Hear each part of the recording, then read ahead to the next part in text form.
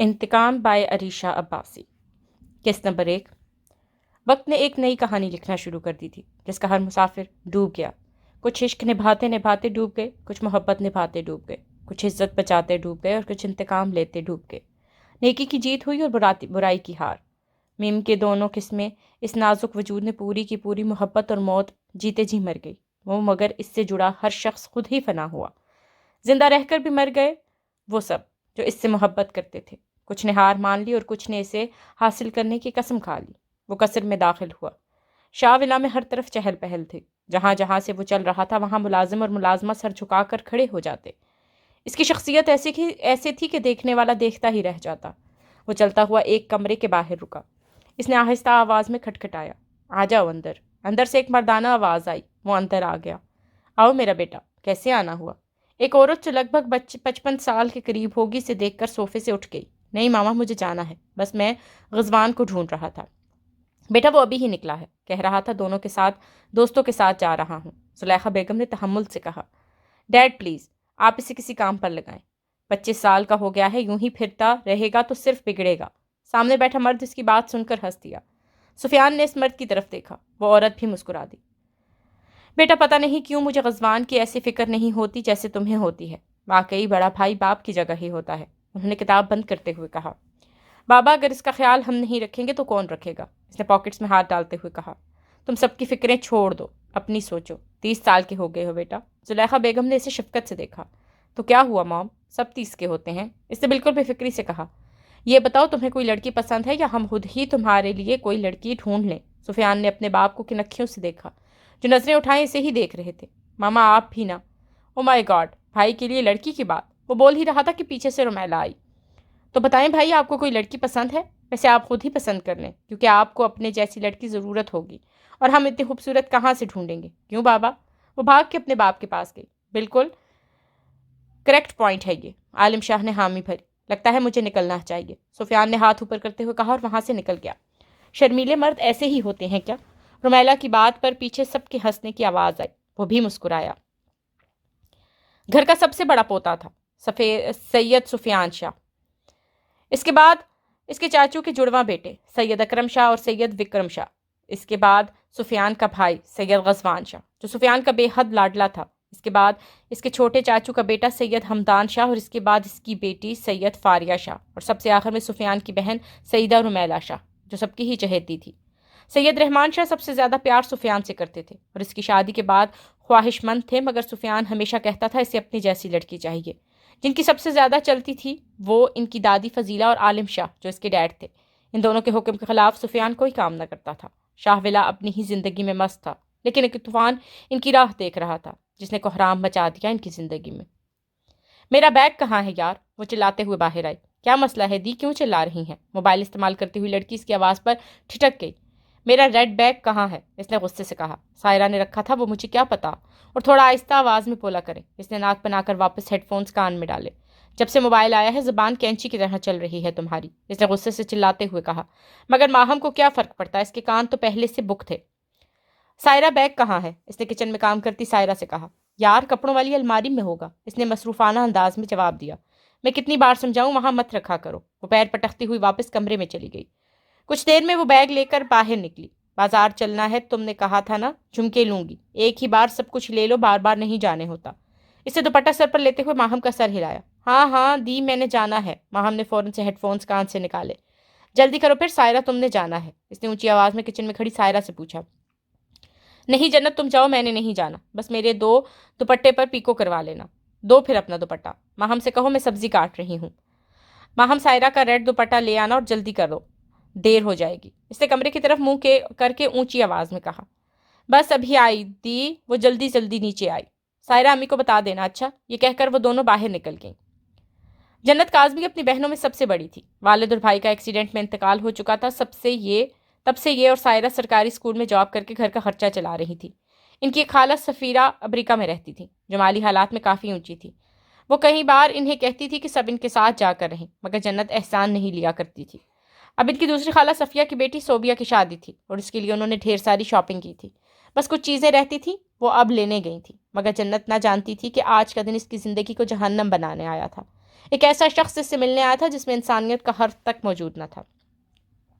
Ice cream بار میں خوب رش تھا۔ وہ ایک سائڈ پر بیٹھے دونوں آئس کریم کھا رہے تھے۔ اسے آئس کریم بہت پسند تھی۔ ایک وقت میں وہ چار کھا جاتا تھا اور سردیوں میں بھی اسے نہ بخشتا تھا۔ یار بس کر، میں جا رہا ہوں اب، علی نے منہ بناتے ہوئے کہا۔ ہاں تو جا، میں تو ویسے بھی اب گھر جانا۔ اس نے آئس کریم کا بائٹ لیا۔ چھوڑ دے اس کی جان، اندر سے آئس کریم بن جائے گا۔ اس نے آئس کریم کی طرف اشارہ کیا۔ اوئے خبردار جو اسے کچھ بولا تو، اس نے غصے سے کہا۔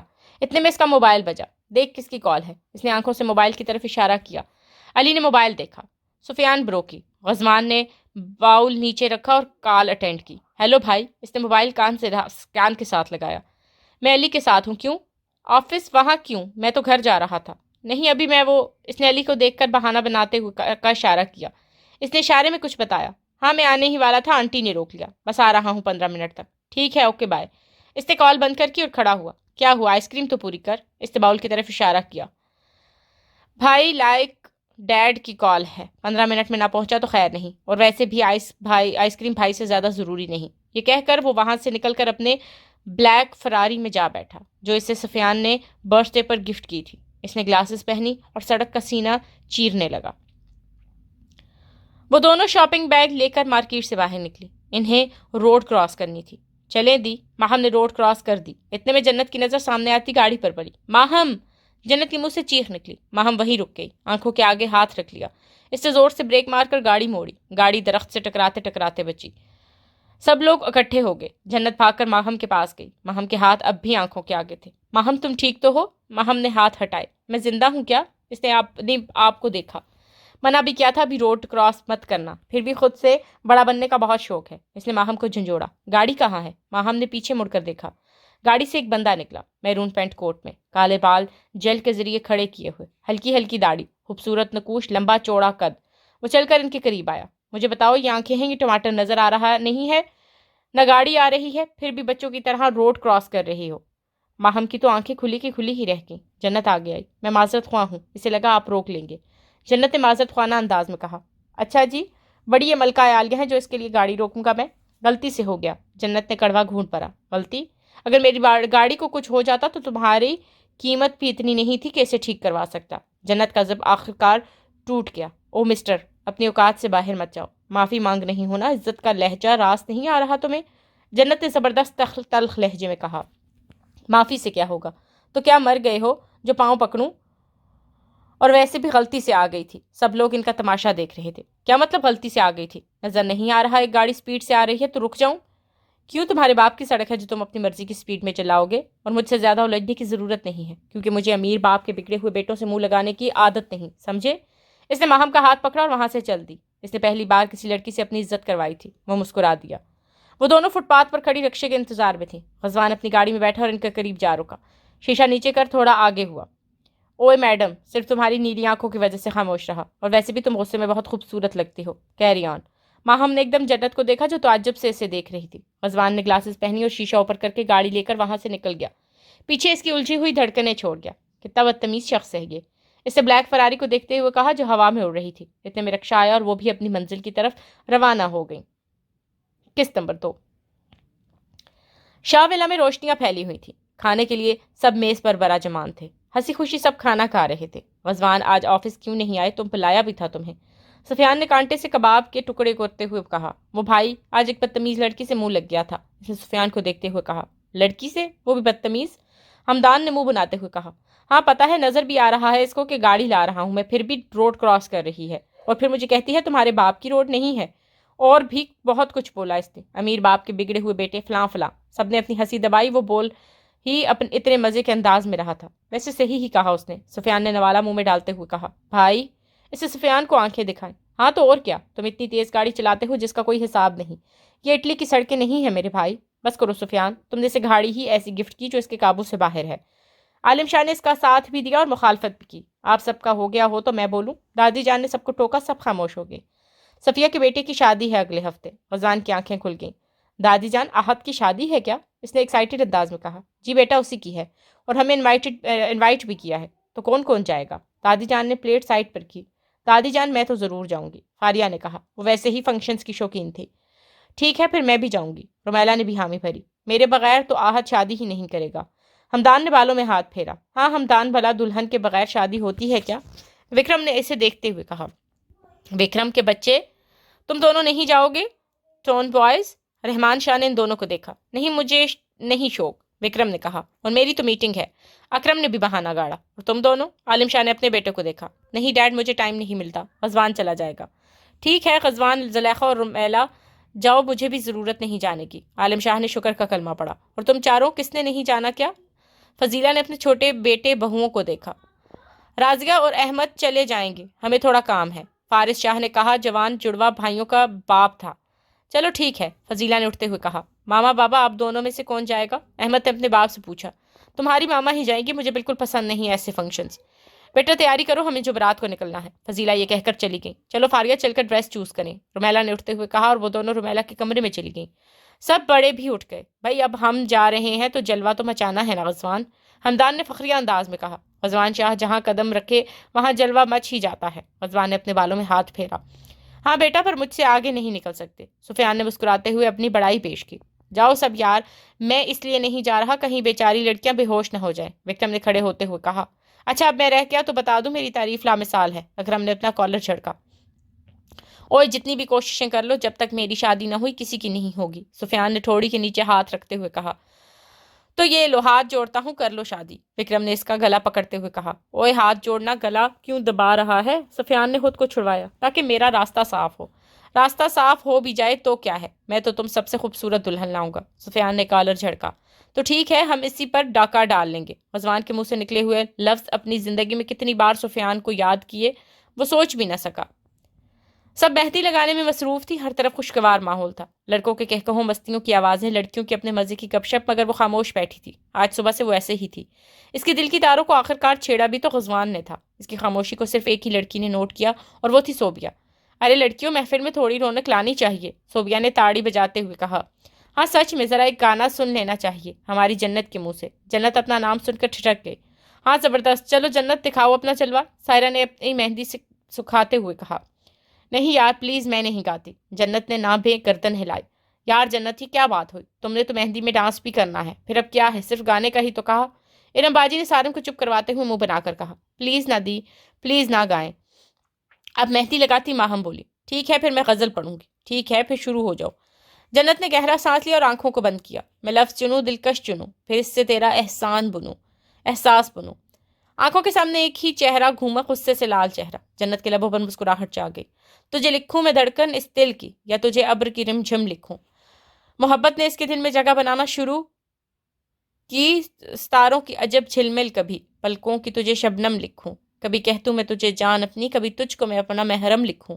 اس شعر پر وہ ہنس پڑی۔ تمہاری نیلی آنکھوں کی وجہ سے چھوڑ دیا تمہیں، اور ویسے بھی غصہ تم پر اچھا لگتا ہے، کیری آن۔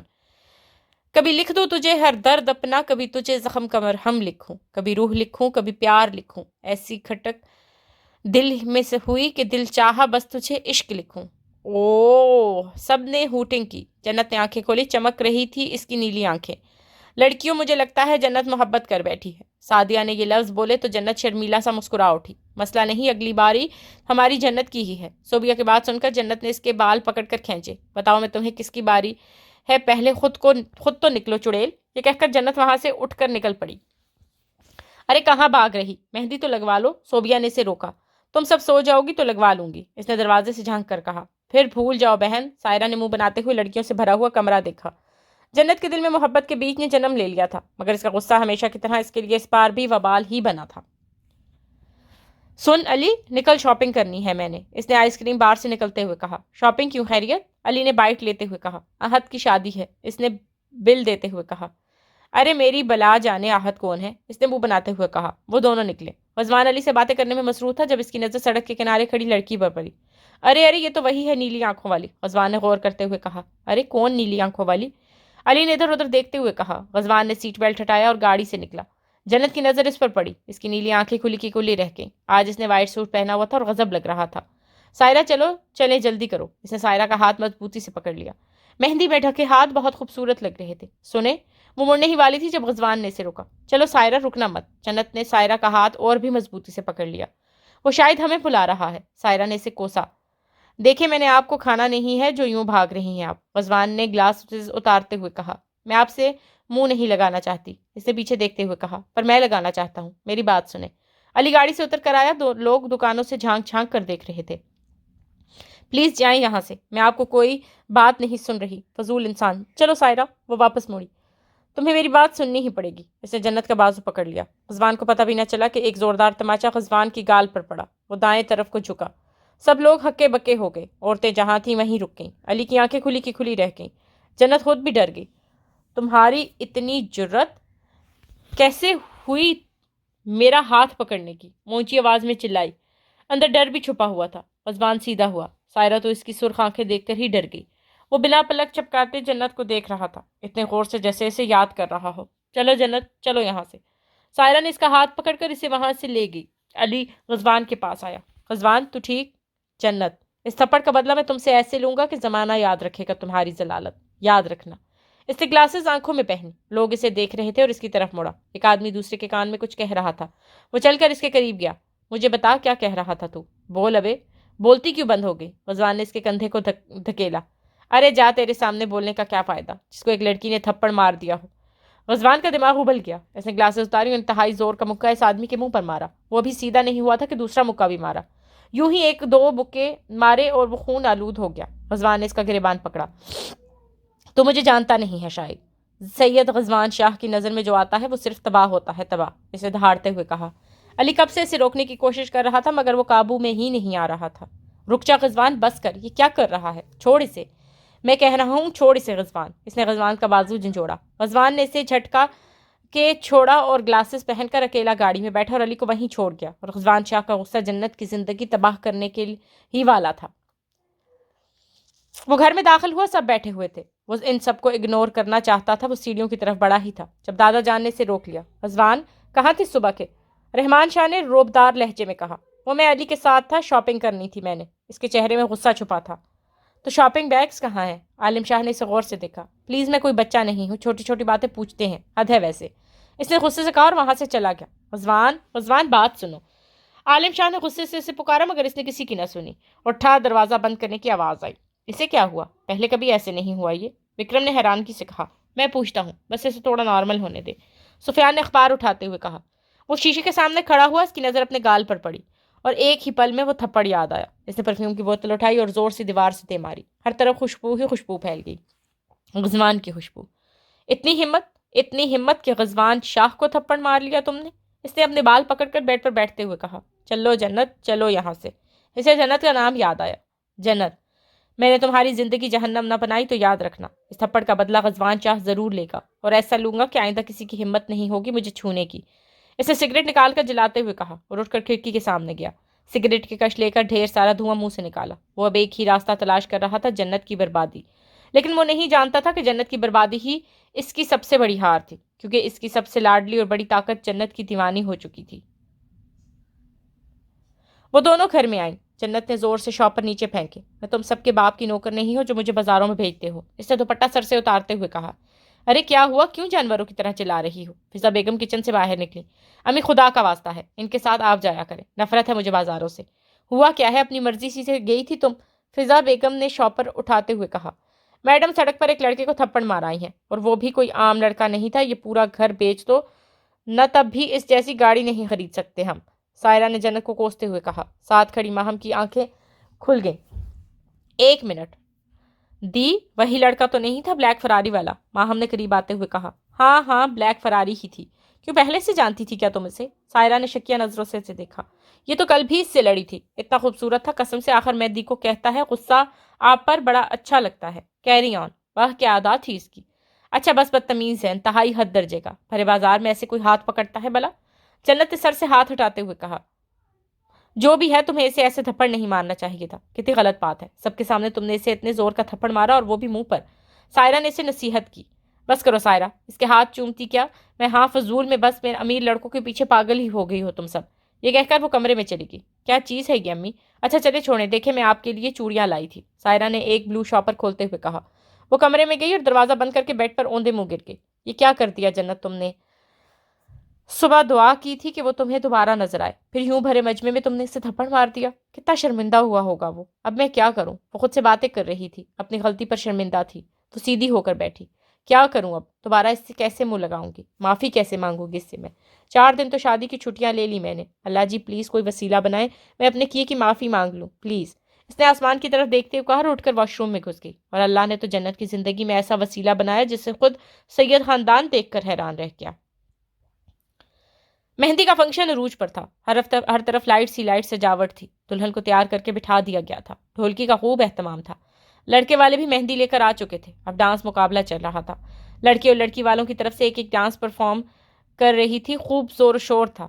کبھی خود گانا گاتے اور کبھی ڈیگ لگا دیتے. احد کو تو صوبیہ کو دیکھنے سے ہی فرصت نہیں مل رہی تھی. وہ بہت پیاری لگ رہی تھی. وہ دونوں کافی ہنسی خوشی باتیں کر رہے تھے. جنت اور اس کی فیملی تو سب سے پہلے وہاں آئی تھی. مہندی کلر کی میکسی, نیچے ہائی ہیل, لمبے گھنے بال اس نے کھول کر پیچھے پھینکے تھے جنہیں بڑی نفاست سے اسٹریٹ کیا گیا تھا. چہرے پر ہلکا سا میک اپ تھا. بے انتہا خوبصورت لگ رہی تھی وہ.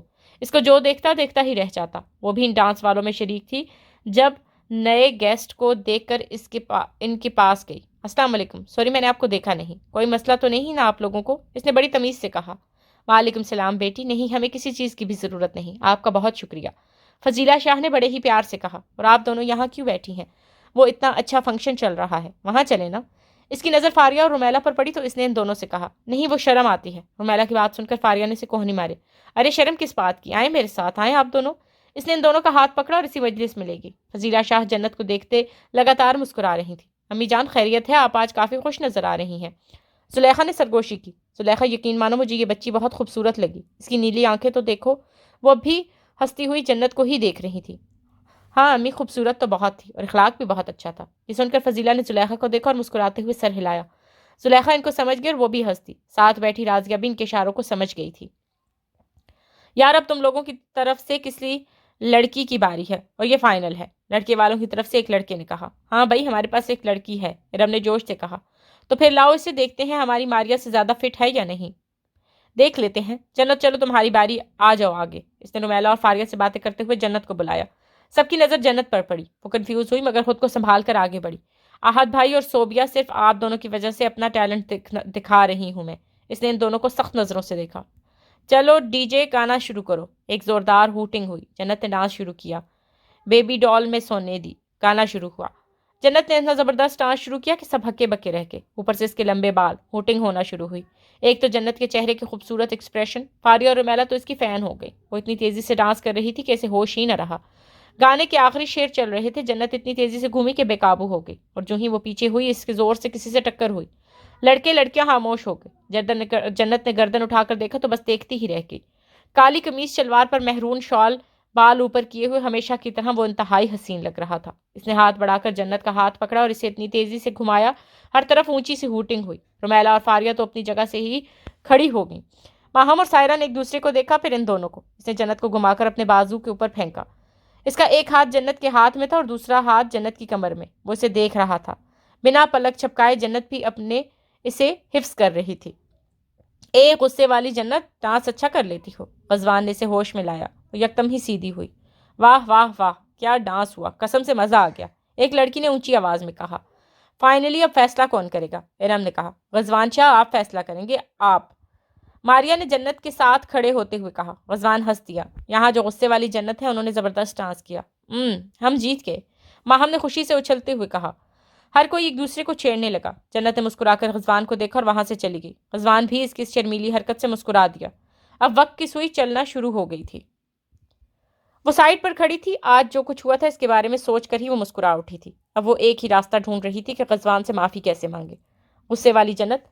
اسے اپنے پیچھے کسی کی آواز آئی اور ایک دم پیچھے مڑی. بہت اچھا ڈانس کیا, قسم سے. غزوان نے اس کے قریب آتے ہوئے کہا. Thank you. اس نے مسکراتے ہوئے کہا. تمہیں برے تو نہیں لگا کچھ بھی؟ نہیں نہیں ایسی کوئی بات نہیں. اس نے بات آدھے میں ہی چھوڑ دی. وہ کیا؟ وہ آپ سے معافی مانگنی تھی. غزوان اس کی بات پر ہنس دیا. نہیں اٹس اوکے, کوئی بات نہیں, غلطی میری بھی تھی. غزوان نے بازو پیچھے بند کیے. نہیں مجھے آپ کو ایسے سب کے سامنے تھپڑ نہیں مارنا چاہیے تھا, مجھے بہت برا لگا. غزوان نے اپنے پیچھے مٹھیاں بھیج لی. دماغ ابل گیا مگر پھر بھی مسکرایا. خیر ہے کوئی بات نہیں. اچھا یہ بتائیں آپ نے کتنی پریکٹس کی ہے اس ڈانس کی؟ اس نے پاؤں زمین پر رگڑتے ہوئے کہا. نہیں بس 1-2 بار کیا, ویسے مجھے یہ سب آتا ہے. کافی ماہر ہیں آپ. اس نے مسکرا کر کہا. جنت بھی مسکرائی. کیا خوبصورتی تھی اس کی مسکراہٹ میں. نازک سی لڑکی تھی وہ. دل کی تاریں تو وہ غزوان کی بھی ہلا رہی تھی. وہ اپنے بنا پلک چھپکائے دیکھ رہا تھا. جنت کو اس کی نظریں چبھی. وہ وہاں سے جانے لگی. سنو, اذوان کی آواز پر وہ ایک دم سے رک گئی۔ بہت خوبصورت لگ رہی ہو، صدقہ اتار لینا، کہیں نظر نہ لگ جائے۔ اس نے ایک آنکھ دبائی اور مسکراتے ہوئے وہاں سے چلا گیا۔ جنت جہاں تھی وہیں کی وہیں رہ گئی۔ انسان کے لفظ تھے یا تیر جس نے سیدھا جنت کے دل پر وار کیا تھا۔ وہ خود کو سنبھالتے ہوئے وہاں سے چلی گئی۔ وہ محل نما گھر ایک عجیب سی کیفیت کا حامل محل تھا۔ ہر چیز اس میں موجود تھی مگر پھر بھی کھنڈرات لگتا تھا۔ ایسے میں کمرے میں ایک عورت ریسٹ چیئر پر بیٹھی، سر چیئر کی پشت کے ساتھ ٹکائے آنکھیں موندے بیٹھی تھی۔ جاؤ، اسی کے پاس جاؤ، وہ امیر زادہ تمہیں ہم سے زیادہ خوش رکھ سکتا ہے۔ آوازوں کے سلسلے اس کے کانوں میں گونج رہے تھے۔ تم اب میرے بچے کی ماں بننے والی ہو، لہٰذا اپنے فضول ضد چھوڑ دو تو بہتر ہے۔ مجھے تمہارا پیسہ نہیں چاہیے عورت۔ اسے دہاڑتا ہوا وہ شخص یاد آیا جو کہیں زندگیوں کی جان بننے والا تھا۔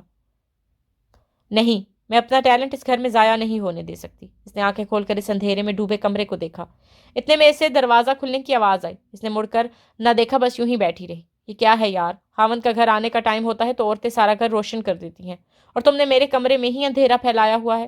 اس نے بورڈ پر ہاتھ مار کر ساری لائٹس آن کر دی۔ عورت کی آنکھیں چندھیا گئی مگر وہ ٹس سے مس نہ ہوئی۔ وہ آدمی چل کر اس کے سامنے آیا اور کوٹ بیڈ پر پھینکا۔ وائٹ سوٹ شرٹ کے نیچے گرے پینٹ، بال اوپر کیے ہوئے، فرنٹ داڑھی نفاست سے کٹی ہوئی، وہ شخص ہی تو سب کچھ تھا۔ ایسے کیوں بیٹھی ہو؟ ملازمہ نے بتایا کہ تم نے صبح سے ایک نوالا نہیں کھایا۔ عورت نے ہلکی سی آنکھیں کھول کر اسے دیکھا۔ کل صبح سے مسٹر فاتح، کل صبح سے۔ وہ اسے جتا کر بول رہی تھی۔ تو کیوں نہیں کھا رہی؟ گھر میں سب ختم ہو گیا ہے کیا؟ ہاں، اسے سخت لہجے میں کہا، کیونکہ مجھے تمہارے بچے پیدا کرنے میں کسی قسم کا کوئی شوق نہیں ہے۔ فاتح نے قرض پہ آنکھیں میچ کر گہرا سانس لیا، جیسے خود کو ٹھنڈا کر رہا ہو۔ رانیہ، کیوں کر رہی ہو ایسا؟ میں چاہتا ہوں تم عزت سے رہو اس چار دیواری کے اندر، اور تم… اس کے الفاظ ٹوٹ گئے۔ لہجے میں بے بسی اتر آئی۔ رانیہ کھڑی ہوئی اور چل کر اس کے قریب کھڑے ہو کر اس کا چہرہ دیکھا۔ فاتح، میں ہمیشہ شوبز میں رہی ہوں، جسٹ لائک ایکٹریس، اور تم سے شادی کے بعد میں اتنی گمنام ہو گئی ہے جس کا کوئی حال نہیں۔ میں اس لیے نہیں پیدا کی گئی کہ اس گھر کی چار دیواری کے اندر رہ کر تمہارے بچے پیدا کروں۔ باہر کی دنیا میرا گھر اور میری پہچان ہے، وہ ایک ایک لفظ چبا کر کہہ رہی تھی۔ فاتح نے آنکھیں سکوڑ کر اسے دیکھا اور پھر افسردگی سے سر نفی میں ہلایا۔ کچھ نہیں کہہ سکتا میں تمہیں، انتھک، لیکن یاد رکھنا میں یہ لہجہ ڈیزرو نہیں کرتا ہوں، سمجھ آئی؟ اس نے انگلی اٹھا کر تنبیہ کی۔ دیکھیں مسٹر فاتح بن الیاس، میں نے آپ کو نہیں کہا کہ مجھے یہاں رکھ دیں۔ مجھے طلاق اور کسی ایسی لڑکی سے شادی کریں جو دقیانوس ہو۔ وہ چل کر ڈریسنگ ٹیبل کے سٹول پر بیٹھی۔ دقیانوس تو تم ہو۔ دقیانوس ان عورتوں کو کہتے ہیں جو جہالت کے زمانے میں تھی، بے حیا نافرمان، نہ کہ وہ عورتیں جو حیادار اور اپنی عزت کا خیال رکھنے والی ہوں۔ سمجھ آئی بات؟ اس کی بات پر رانیہ کے 14 چبک روشن ہوئے۔ فاتح، میں خدا کی قسم کچھ اور کر جاؤں گی، میرا دماغ مزید مت خراب کرو، وہ شیرنی کی طرح چلائی۔ فاتح نے گہرا سانس لیا۔ تم کبھی بخشی نہیں جاؤ گی رانیہ، اس محل میں عیش سے رہنے کے باوجود بھی تم اس قدر ناشکری ہو۔ وہ وارڈروب کی طرف جانے لگا۔ لعنت بھیجتی ہوں میں اس محل کو، باہر تم دوپٹے کے ساتھ ساتھ چادر بھی اڑوا دیتے ہو، یہ سب میں افورڈ نہیں کر سکتی۔ Don't make my life like hell. Fateh نے نفرت سے بھری نگاہ اس پر ڈالی اور زور سے وارڈروب کا دروازہ بند کر دیا۔ سیلفش مین، اس نے زور سے